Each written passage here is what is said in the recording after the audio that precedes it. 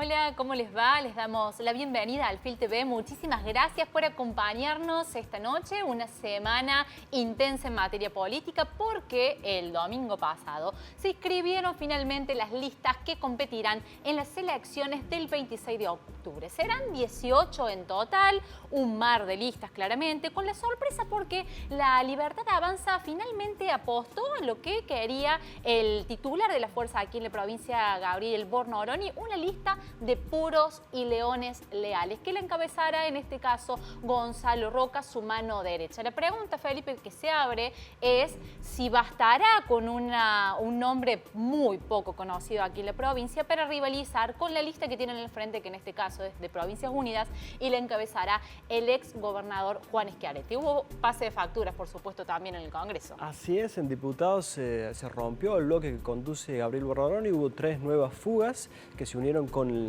la diputada Arrieta, que ya se había ido previamente, formaron el bloque Coherencia en la sesión de ayer. Bueno, el tema de los vetos va a ser uno de los temas que vamos a estar charlando con grandes invitados esta noche. Una de ellas va a ser la ministra de Desarrollo Humano, Liliana Montero, que ella nos está esperando para empezar a charlar de este tema de alto impacto en la política nacional. Mientras tanto, vamos repasando los títulos de la última edición de Alfil. Ahí tenemos: Schiaretti puso en pausa el partido cordobés, revival al PJ y pase de revista. El segundo título, el del loredismo, arranca a militar el voto del Orrio, libertario o PJ. Y finalmente, efecto listas, de Loredo le dio la espalda a Milei y votó contra los vetos. Bueno, muy bien, esos han sido los títulos de la edición de Diario Alfil de hoy. Vamos a darle rápidamente la bienvenida a la primera invitada de esta noche, la ministra de Desarrollo Humano, Liliana Montero, también candidata de Provincias Unidas. Bienvenida, Liliana, un gusto tenerte aquí. ¿Cómo les va? Hola, Yani, hola, Felipe, un gustazo. ¿Cómo andan ustedes? Bien, muy bien. Vamos a hablar del tema que nos atraviesa a todos, que es la situación de la discapacidad, porque en principio ayer en el Congreso se logró rechazar el veto del presidente a la ley de emergencia y hubo repercusiones, como por ejemplo el desplazamiento del director de la Agencia de Discapacidad. ¿Cómo viviste esa sesión? ¿Qué opinión tenés de los movimientos que siguieron la Libertad Avanza como parte de respuesta? Primera cuestión, me parece, lo decía yo ayer en un X, cuando el Congreso consiguió mucho más que los 2/3, y la expresión que me surgió inmediatamente fue que la democracia se había puesto de pie, ¿no? Porque ayer hubo votos de diversos sectores políticos y creo que tiene que ver con un compromiso de los sectores democráticos de la Argentina, en donde le dicen al presidente, bueno, mire, podemos acompañar la necesidad de hacer ajustes, podemos acompañar la necesidad de sostener en raya el déficit fiscal, lo que no estamos dispuestos es que se haga a cualquier precio. Y me parece que ayer, en ese sentido, hubo un fuerte respaldo a la situación que venían demandando las instituciones de la discapacidad, las familias de las personas con discapacidad y las personas con discapacidad. Por lo tanto, fue una satisfacción encontrar este respaldo en el Congreso. Lo digo como ministra que viene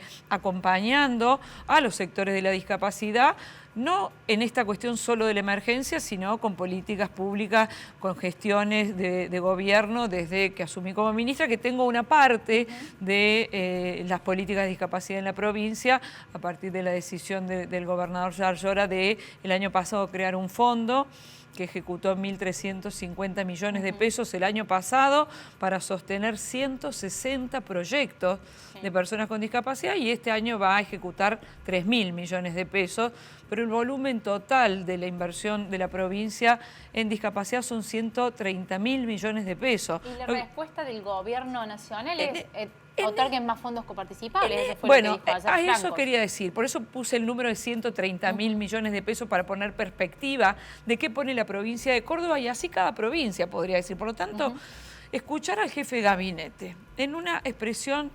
desproporcionada y con, yo en el mejor pensamiento diría, con un desconocimiento absoluto de lo que ponemos las provincias, porque las provincias ponemos la educación especial, el sistema de salud, ponemos la obra social, en este caso APRO, lo que ponemos en deporte adaptado, lo que ponemos en cultura, lo que pone en este caso la provincia de Córdoba en un fondo especial. O sea, livianamente desentenderse de uno de los temas más importantes que tenemos no como gobierno, como ciudadanos, que es cómo hacemos para que un sector vulnerable desde el punto de vista más elemental, que es acceder a las prestaciones básicas de salud, de educación, como son las personas con discapacidad, en la cual también yo digo, a veces uno tiene que hasta por egoísmo pensar en estas políticas, porque mañana puede ser vos o yo quien estemos en una situación de discapacidad. Es desconocer la realidad de las provincias. En realidad también es una situación transversal como seres humanos, ¿no? Que nos hoy podemos estar bien, pero quizás por mañana eso digo, no, mañana nos puede atravesar a cualquiera de nosotros.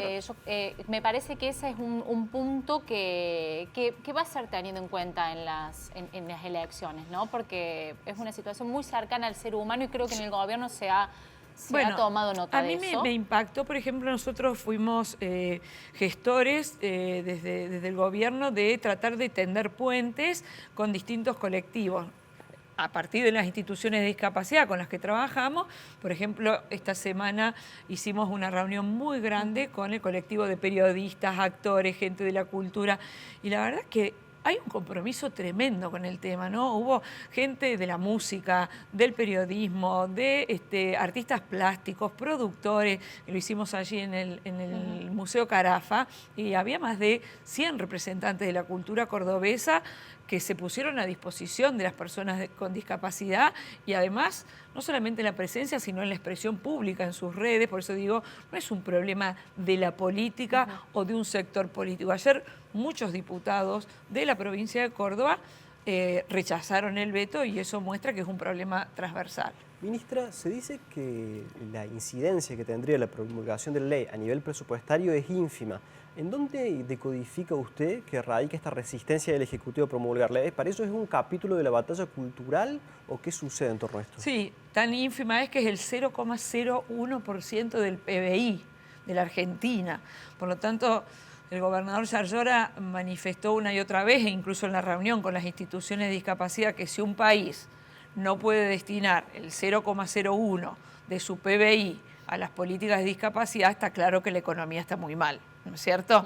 Entonces, bajo ese razonamiento, lo que nosotros decimos es que no es un problema económico, que es un problema de concepción ideológica, ¿no? De decir, arréglesela como pueda, digo, y esto lo dijo tanto la gente del gobierno, un director de Andis, un ministro de Salud, que hacen esta consideración. Yo traigo una imagen y a veces hablo no tanto como ministra, sino también como profesional de la salud mental, ¿no?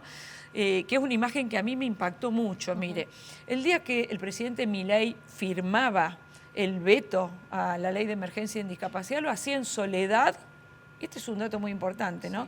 En soledad con su hermana, ¿sí? Que a la sazón es la secretaria general de la presidencia, pero es su hermana, y hay una imagen que es casi un rictus en su cara, que es de una satisfacción por lo que está haciendo, ¿no? Como diciendo, tomen, miren lo que hago. En ese mismo momento, en donde dos personas le decían a miles de argentinos que se las arreglen solo, nosotros estábamos ese día, digo nosotros porque también estaba el ministro de Cooperativas y Mutuales de la provincia, en la ciudad de Devoto, con más de 300 personas que constituyen 20 cooperativas de personas con discapacidad con las cuales trabajamos para generar trabajo genuino, pensando que deben ser incorporadas al sistema productivo de la Argentina, específicamente de Córdoba. Esos son dos modelos, la soledad del individualismo o la cooperación de trabajar en conjunto con la comunidad. Ministra, ¿la escuchó a la senadora Carmen Álvarez Rivero con las declaraciones que hizo sobre el Garrahan y los derechos de los niños que se atienden allí? En realidad la escucho muy poco, pero como después se viralizan las barbaridades que dice, la terminé escuchando, obviamente, por las redes. Y además me la mostró mi hijo, que tiene 24 años, y que no puede creer que una senadora de la Nación diga semejantes barbaridades, ¿no? Ministra, ayer en el pleno fragor que estábamos todos siguiendo la sesión en diputados, hizo un anuncio que parece importante. El gobernador habló de la licitación de un campus para menores con medidas restrictivas de la libertad. ¿Puede contarnos un poco del proyecto? Sí, la verdad que es importante que lo traigamos. El gobernador hizo ayer un anuncio, le diría yo que en materia penal juvenil, a mi criterio y a criterio del gobernador, el más importante de los últimos, le diría 30, 40 años, que es la llamada licitación de un campus para jóvenes que están con una medida privativa de la libertad. Hoy están alojados en lo que se conoce como el Complejo Esperanza. Lo que vamos a llamar a licitación es un campus Papa Francisco, que va a tener una inversión de casi 20.000 millones de pesos. Son 5 unidades con una capacidad para albergar a 125 jóvenes, 6.500 metros cubiertos de obra, pero una intervención de 28.000 metros en obra que va a tener un plazo de ejecución de 365 días. Es un anuncio muy importante que tiene 2 condimentos centrales para mí. Primero, en sintonía con esto que estamos hablando de los 2 modelos, el modelo Córdoba, que dice no separa la obra pública. Pero además de que no separa la obra pública, como dice el gobernador, nosotros decidimos obra pública en rutas, decidimos obra pública en puentes, decidimos obras en circunvalación, decidimos una obra pública que es complementaria a esta, que es el camino a 60 cuadras, pero también definimos obra pública en temas que son muy importantes, como es cómo generamos infraestructura para que las políticas en materia penal juvenil, que es cuando la justicia dice que un joven debe estar privado de su libertad, que eso lo define la justicia, el Poder Ejecutivo tenga la infraestructura acorde a los nuevos paradigmas que nos permitan responsabilizarlo, reintegrarlo y resocializarlo. Bueno, ministra, la última pregunta, ya se nos acaba el tiempo, bien de coyuntura electoral. Ayer tuvieron el acto de lanzamiento, de estrategia de campaña con el gobernador y también con Juan Schiaretti. ¿Cuál es el escenario para el que se preparan? Nosotros nos preparamos por un escenario muy favorable, porque sin duda tenemos una lista absolutamente competitiva, ¿no? Si quien encabeza la lista es Juan Schiaretti, ayer lo decía Martín Yarlora en el lanzamiento, una persona que fue 3 veces gobernador, 70% de imagen positiva, que además podría estar en su casa tranquilo, retirarse con todo el reconocimiento de los cordobeses, decide poner el cuerpo, su esfuerzo, su cabeza al servicio de los cordobeses, pero en este caso también al servicio de un proyecto nacional como es Provincias Unidas, junto con los gobernadores de Chubut, de Santa Fe, para decir hay una alternativa a un modelo de país distinto al kirchnerismo y distinto al que encabeza Milei. La verdad que nosotros creemos que es un escenario muy favorable y que es un escenario en donde hay un gran compromiso de todos los partidos políticos que conformamos Provincias Unidas, como en el caso de los que estábamos ayer representados. Bueno, muy bien, ministra, muchísimas gracias por esta conversación. Muchas gracias a ustedes, muy bien. Bueno, despedimos a la ministra Liliana Montero. Sigan ahí porque hay muchísimo más Alfil TV.